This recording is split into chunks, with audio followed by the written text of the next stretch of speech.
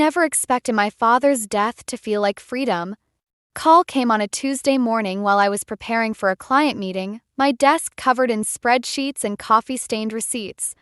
My name is Callie, and until that moment I thought I had my life figured out.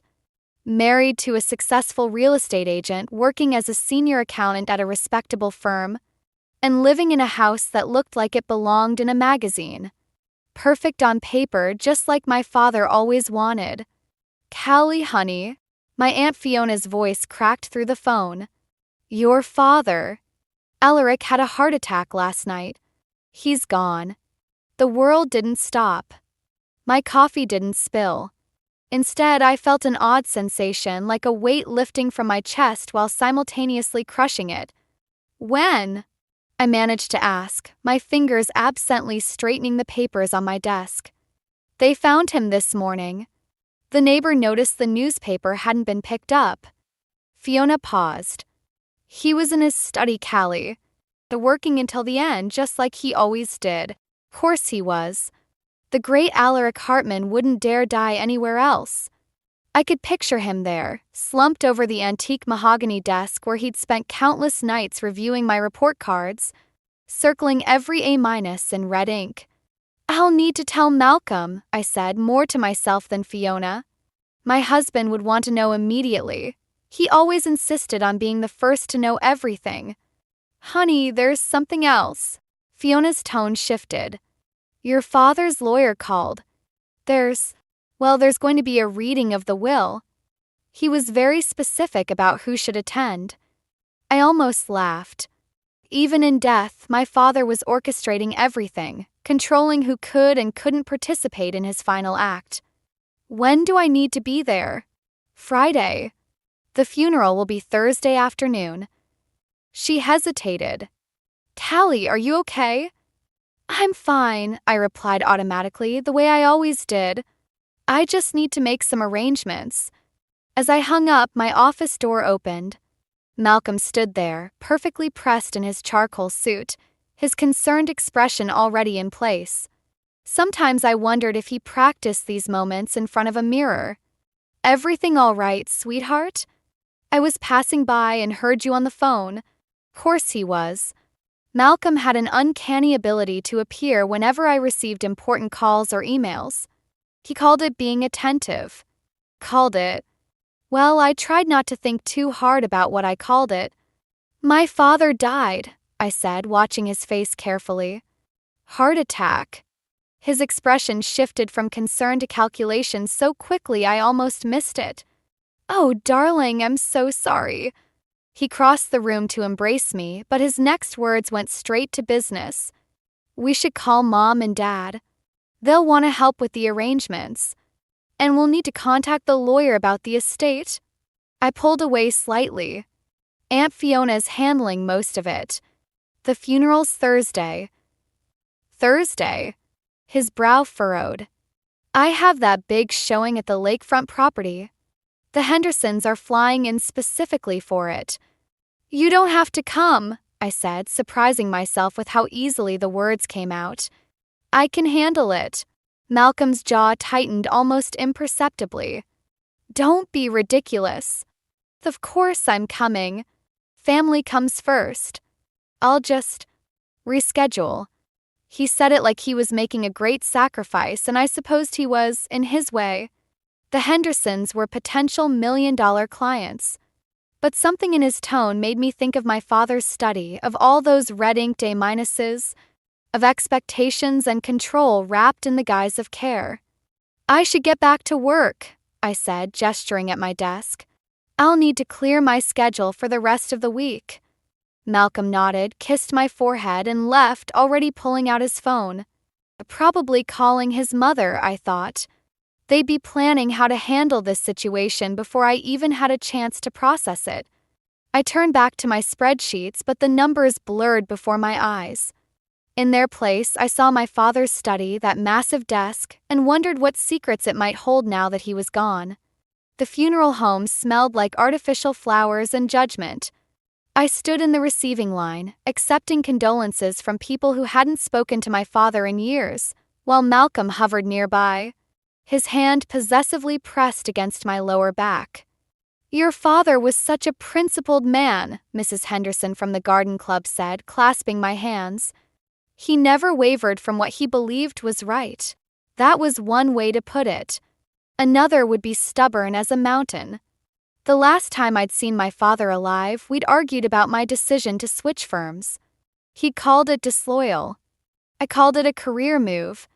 We'd both said things we couldn't take back. Aunt Fiona appeared at my elbow, rescue written all over her face.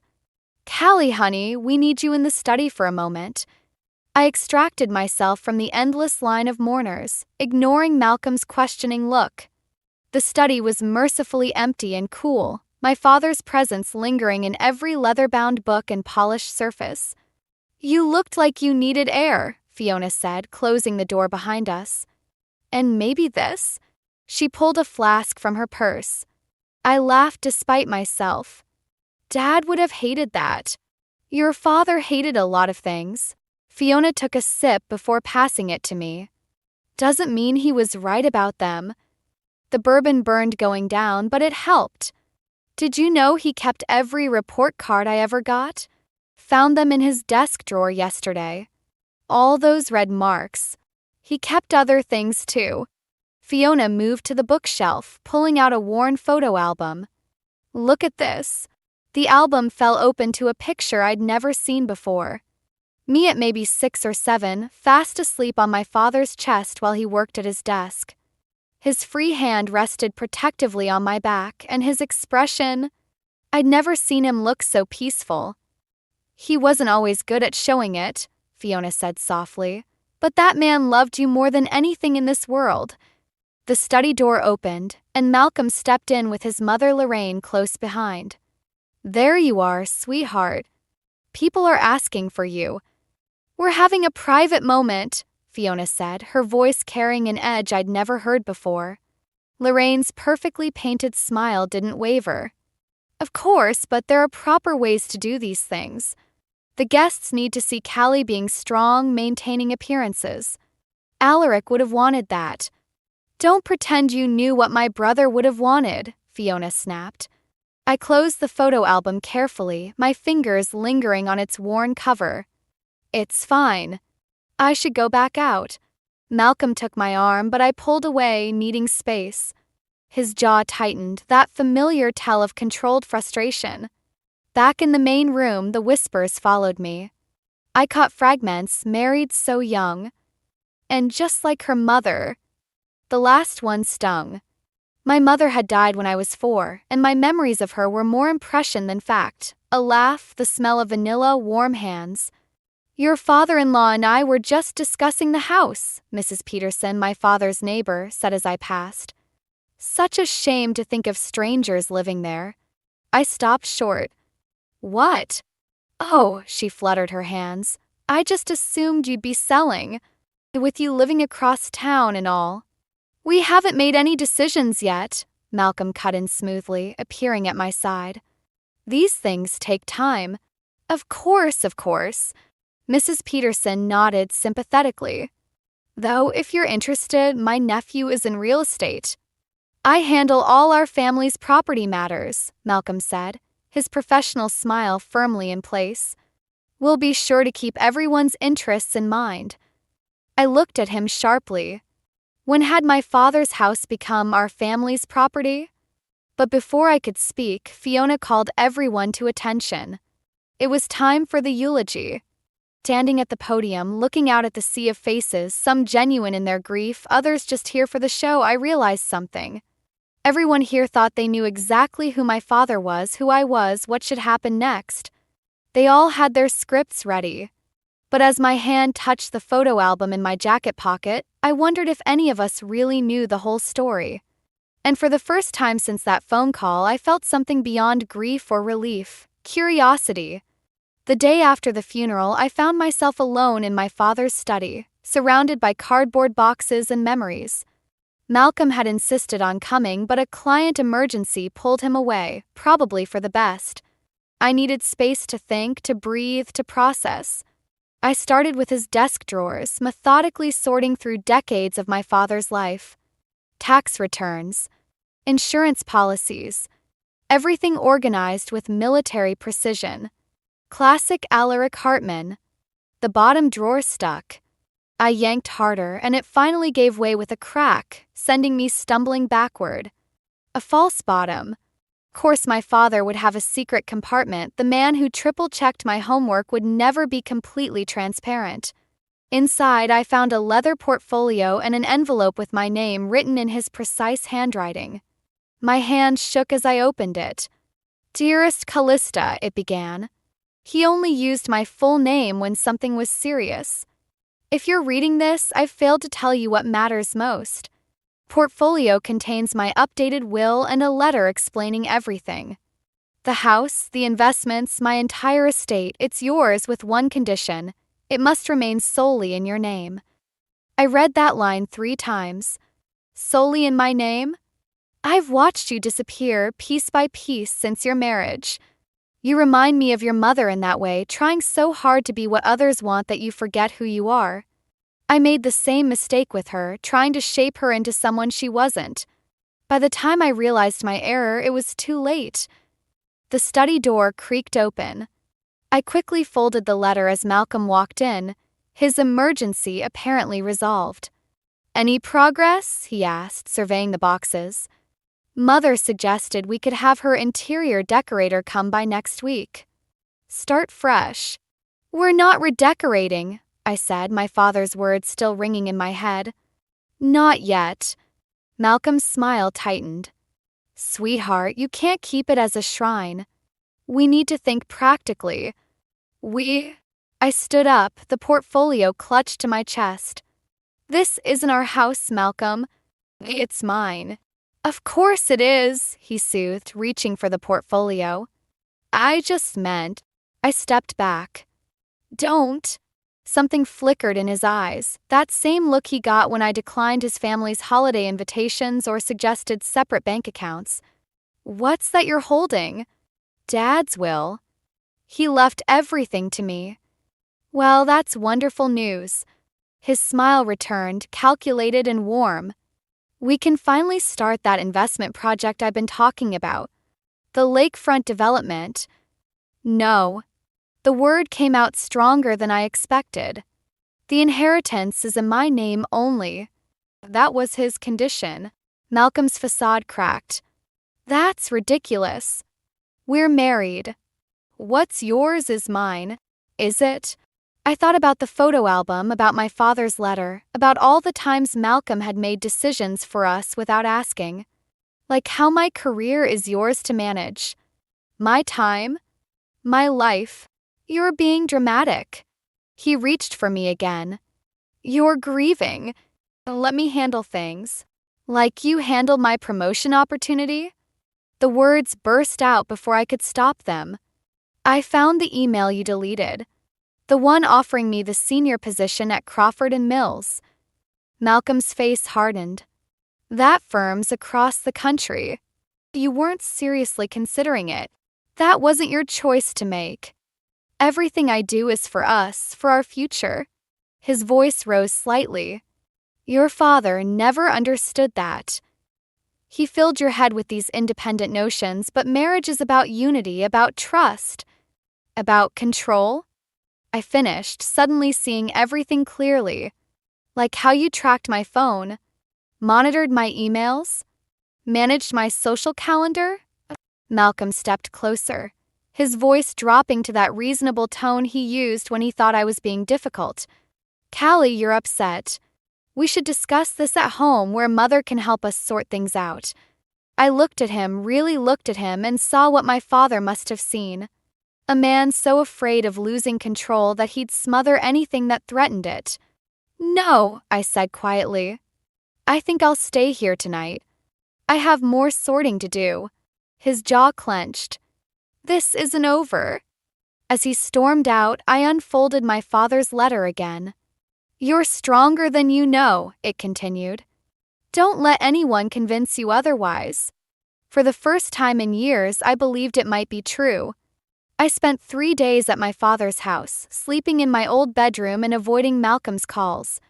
On the fourth morning, Aunt Fiona showed up with coffee and a determined look in her eyes. "Your mother-in-law cornered me at the grocery store," she said, settling into my father's leather armchair. "Apparently, you're having a nervous breakdown." I snorted, taking the coffee. Did she recommend her therapist again? Among other things, Fiona's is narrowed. She mentioned Malcolm's looking into power of attorney options. For your own protection, of course. Coffee turned bitter in my mouth. He can't do that. No, he can't. But the fact that he's trying. Fiona leaned forward. "Callie, what's really going on?" Before I could answer, my phone buzzed. Another email from Malcolm, this one marked urgent. I opened it, then felt the blood drain from my face.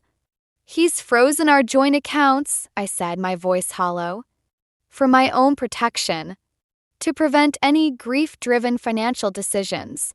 Fiona cursed under her breath. "How much do you have in your personal account?" "That's just it, I don't have one. Malcolm said it would be easier to manage everything together." The words sounded so stupid now. "He even has my paychecks auto-deposited into our joint account." "Of course he does." Fiona pulled out her phone. "Call your bank right now. Then your work. Change your direct deposit information. I'll contact my lawyer." As I made the calls, my hands shaking, I remembered all the little moments that had led here. The joint account suggestion right after our honeymoon. The shared passwords for convenience. The tracking app he'd installed on my phone for safety. My phone buzzed again, Lorraine this time. I declined the call. "The lawyer can see us this afternoon," Fiona said. "But first, we need to check something." She led me to my father's study and went straight to his desk. "Your father mentioned something last Christmas about keeping documents in the safe. Said you might need them someday." "What safe?" Fiona moved the painting behind his desk, revealing a wall safe I'd never noticed. "The combination is your mother's birthday. Inside, we found a manila envelope labeled Elizabeth's Trust. My mother's name." With trembling fingers, I opened it. "Oh my God," I whispered. My mother had left a trust in my name. A separate account I'd never known about, managed by my father all these years. The balance made my head spin. "Smart man, your father," Fiona said softly. "He knew someday you'd need an escape route." My phone buzzed again. Malcolm had sent a text. "Mother and I are coming over. We need to discuss your recent behavior." I showed Fiona the message. She squared her shoulders. "Perfect timing. Let them come. I can't face them right now."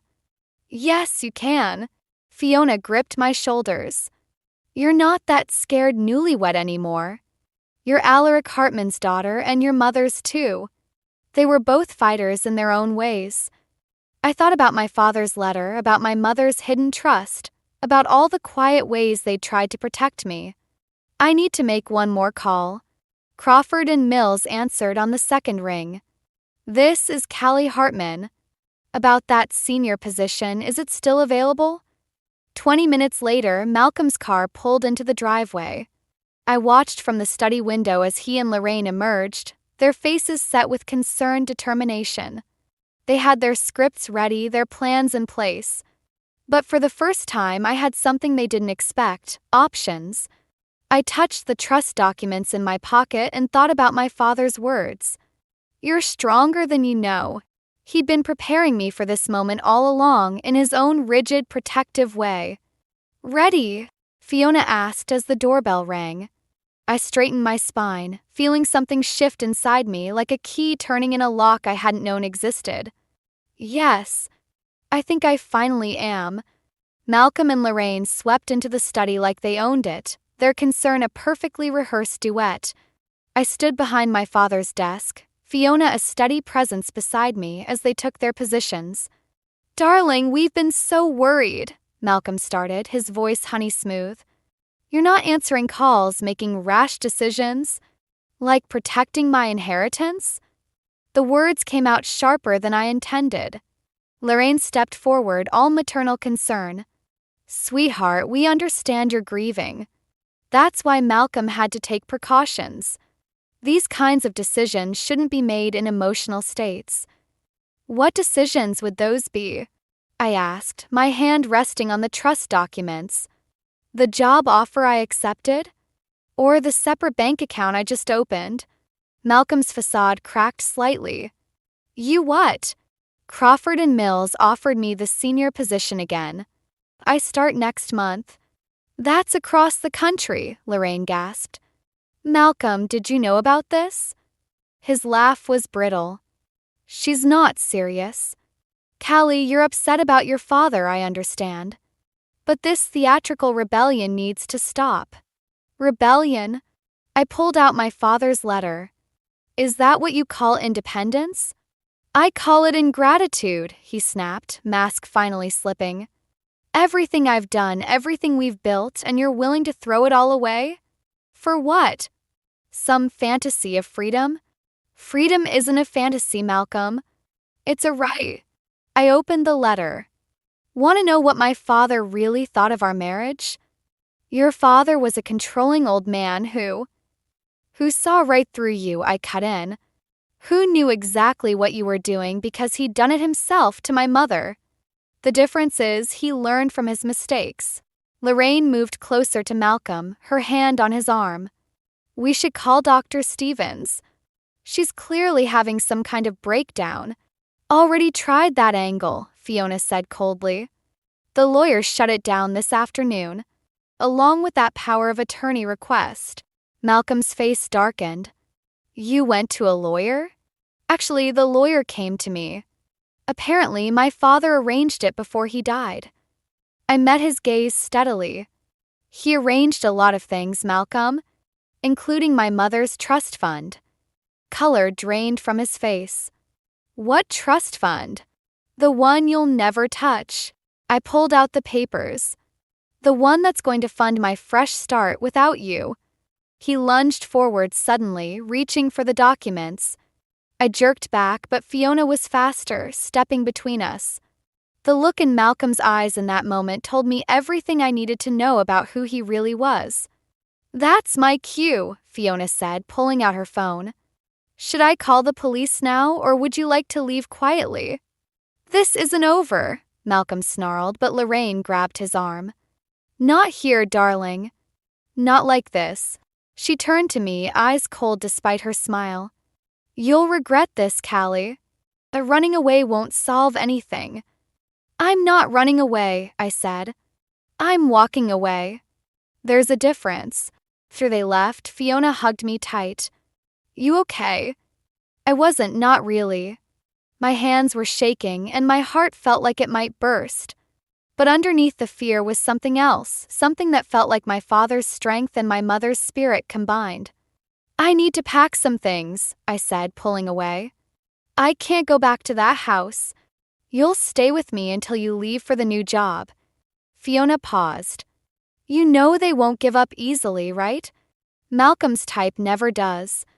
I looked around my father's study, at the life he'd built, at the protection he'd tried to provide. Then I thought about my mother's trust fund, her own secret rebellion, her gift to me across time. Let them try, I said, picking up the photo album from the desk. I'm done being managed. My phone buzzed, Malcolm again. This time, instead of ignoring it, I blocked his number. Then his email. Then his parents. Each tap felt like breaking another link in a chain I hadn't even realized I was wearing. Dad would be proud, Fiona said softly.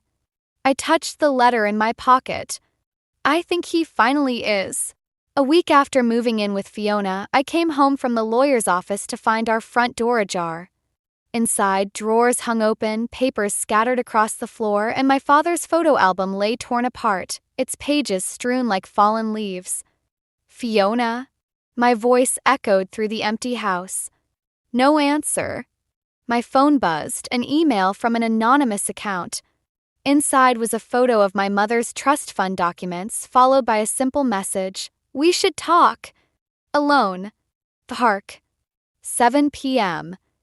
I knew Malcolm's writing style. Even without a signature, I could feel his fingerprints all over this. "Called the police," Fiona said from behind me, making me jump. She looked shaken but angry. "They're on their way. Nothing seems missing except the trust fund papers," I finished. "I know where they are." My phone buzzed again. Another email. "Tick-tock. Coming." Fiona read over my shoulder. "You're not going." "I have to." I picked up a torn photo of my father from the floor. These were copies anyway. The originals are safe with the lawyer. "That's not the point." Fiona grabbed my arm. "He broke in, Callie. This isn't about money anymore, it's about control." "It was always about control." I pulled away. "But now I'm the one choosing where and when." Park was deserted except for Malcolm. Sitting at a chess table like this was just another evening game. He'd suggested we play chess on our first date, claiming it would help him understand how I thought. I should have recognized the red flag. "You're alone," he said as I approached. "Good. Where are the papers?" He smiled, pulling them from his jacket. "Sit. Let's talk like reasonable people. Breaking and entering seems pretty unreasonable to me." "You left me no choice." His voice hardened. "You're destroying everything we built." "For what?" "Some misguided notion of independence." "No," I said, remaining standing. "I'm building something new. Without you." "You really think you can manage on your own?" He laughed. "You couldn't even handle your own banking without me." "Because you never let me try." I met his gaze. "But my father did something you never did. He trusted me to make my own choices." "Your father?" Malcolm stood suddenly. "The man who controlled every aspect of your life? Who made you feel worthless unless you met his impossible standards? He learned from his mistakes. Unlike you." Malcolm's smile turned cruel. "Did he? Or did he just manipulate you one last time from beyond the grave? Trading his control for your blind loyalty?" The words hit harder than I expected, touching a doubt I hadn't wanted to acknowledge. Had my father really changed, or was I just switching one form of control for another? "The papers," I said, holding out my hand. "I'll make you a deal." He pulled out another document. "Sign this. Transfers half the trust fund to our joint account. In return, I'll forget about pressing charges." "Charges?" "For embezzlement." His smile widened. "I have proof you've been moving company funds. My mother's already spoken to the board." My blood ran cold. He was lying, he had to be. But Malcolm had always handled the company's books, had access to all our accounts. "You wouldn't. Try me." He slid the transfer document forward. "Sign and this all goes away. We can start fresh. I'll even support your career goals within reason, of course." For a moment, I felt the old fear creeping back. The urge to give in, to keep the peace, to be the perfect wife he'd molded me to be. Then he heard silence. Malcolm's face changed. "What did you do?" "Nothing," I said, feeling stronger with each word. "Fiona called them. When you broke into her house. The house where there are security cameras." He grabbed for the papers, but I was already backing away. "You're bluffing." "Am I?" I pulled out my phone, showing him the live feed from Fiona's security system. "I learn from the best, Malcolm. Just not from you." As the police cars pulled up, I saw something I'd never seen before in Malcolm's eyes: fear. And for the first time since my father died, I felt truly free. The police interview room felt colder than it should in August. Malcolm sat across from me, his lawyer beside him, looking more disheveled than I'd ever seen him. 3 hours of questioning had cracked his perfect facade. "Mrs. Everett," the detective said, "we need your statement about the financial records." Before I could speak, Malcolm's lawyer intervened. "My client is willing to drop all allegations of embezzlement in exchange for—" "No deals," I cut in, pulling out a USB drive. These are the real company records. The ones Malcolm didn't know I kept. Malcolm's head snapped up. What? I learned from my father to always keep backup records. I slid the drive across the table. Every transaction for the past 3 years, including the ones you've been hiding from your parents. His face went pale. Callie, don't. The lakefront development project? I continued, watching him crumble. It failed 6 months ago. But you kept taking investor money, didn't you? Including from your mother. The detective picked up the drive. Malcolm lunged forward, but the officer behind him placed a firm hand on his shoulder. You were supposed to trust me, he hissed. That's what wives do. No, that's what marks do. I stood up. We're done here. In the hallway, Lorraine waited with Clyde, her perfect makeup streaked with tears. Is it true? She demanded. The development. Ask your son. I moved to pass her, but she grabbed my arm. We gave you everything, she said. Made you part of our family. And this is how you repay us. I thought of all the family dinners, the subtle criticisms, the way they'd shaped and molded me into their perfect daughter-in-law. You never gave me anything. You just took and took until there was nothing left. That's not true, Malcolm called from the doorway, handcuffed but still trying to control the narrative. I loved you. I protected you. No, I said, turning back. You loved owning me. There's a difference. His face changed then, vulnerability cracking through the anger. I didn't want to lose you. Everything I did. I was trying to keep us together. For a moment, I saw him as he'd been when we first met. Charming, seemingly sincere, a little broken. The man I'd thought I could help, could love enough to fix. I know, I said softly. That's what makes it worse. Please, he whispered. I'll change. We can start over. Lorraine stepped forward. Listen to him, Callie. Family forgives. You're right. I pulled out my father's letter, the one I'd carried since finding it. Family does forgive. But they also learn from their mistakes. I handed the letter to Malcolm. My father wrote this before he died. About how he almost destroyed my mother trying to protect her. About how love shouldn't feel like a cage. Malcolm's hand shook as he read. He was wrong about me. About us. No, I said.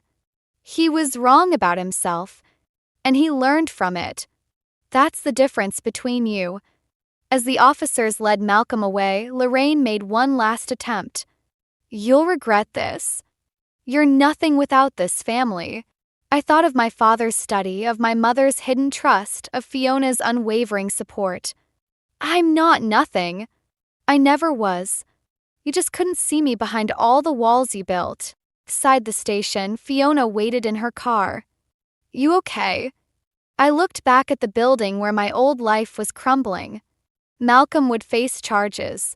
His parents would face financial ruin. The perfect family image they'd cultivated would shatter. I thought revenge would feel better, I admitted. This isn't revenge, Fiona said. It's justice. There's a difference. As we drove away, I realized she was right. Revenge would have been destroying them simply because I could. Justice was finally telling the truth about them, about myself, about everything. Ready to pack for Crawford and Mills? Fiona asked. I touched my father's letter in my pocket and smiled. Ready to start living. 6 months after Malcolm's arrest, I stood in my father's study for the last time. The house had sold quickly, too many memories for me to stay, too much potential for the young family moving in. As I packed the last box, something fell from between my father's old books. Another letter. Paper was older than the first one, yellowed and soft at the edges. Inside, I recognized my mother's handwriting. My dearest Alaric, it began. By the time you read this, I'll be gone. Not because I don't love you, but because love shouldn't feel like drowning. Take care of our Callie. Teach her to swim. I sat in my father's chair, letting the words sink in. All those years of strict rules and high expectations, had he been trying to teach me to swim in his own broken way? My phone buzzed, a news alert about Malcolm's sentencing. 5 years with possibility of parole. The Everetts had lost everything, their reputation, their savings, their carefully constructed facade of perfection. Last I heard, Lorraine had moved in with relatives out of state. Ready! Fiona appeared in the doorway, carrying another box. The movers are here for the furniture. Found something, I said, holding up the letter. Mom wrote it. Before she left. Fiona's eyes widened. Left? But I thought. So did I. I carefully folded the letter. Turns out there are different kinds of death. Different kinds of grief. Different kinds of love, too, Fiona added softly. We worked in silence, dismantling the last pieces of my father's life. Each book, each paper, each memory carefully packed away. When we reached his desk, I found one final surprise. A small key taped beneath the drawer with a note. For when you're ready to swim. Key fit a safety deposit box at his bank. Inside was a journal, my mother's. Not dead after all, but living quietly in Oregon. All these years, my father had known where she was, had kept her secret, had let her go. He wanted to tell you, read his final note tucked inside the journal. But he was afraid you'd choose her over him. Pride makes cowards of us all. Don't make my mistakes, Callie. Don't let fear of losing love become a cage. 2 weeks later, I stood outside a small bookstore in Portland, watching a woman with my eyes and smile help a customer. My mother. Alive. Free. Different kinds of death indeed. I didn't go in. Not yet. Instead, I drove to my new apartment near Crawford and Mills, where a corner office and a team of my own waited. Where no one knew me as Malcolm's wife or Alaric's daughter. Where I could finally just be Callie. That night, I sat on my balcony with a glass of wine and my father's photo album. The last page held a surprise, a photo I'd never seen before. My mother and father, young and laughing, with baby me between them. On the back, in my father's handwriting, remember, love sets free. My phone buzzed, a text from an unknown number. Malcolm somehow reaching out from behind bars. I didn't read it. Instead, I blocked the number and opened my mother's journal. Dear Elizabeth, I wrote on the first blank page. I understand now. About drowning. About swimming. About finding air when you need it most. Maybe someday we'll talk about it. But for now, I just wanted you to know I learned to swim. Closed the journal and looked out at the city lights, thinking about different kinds of love, different kinds of freedom, different kinds of strength. My father had taught me more than just rules and expectations. He'd taught me how to break free of them. Tomorrow I'd start swimming on my own. But tonight I let myself float, suspended between past and future, between grief and hope, between what was and what could be. And for the first time in my life, the water felt just right.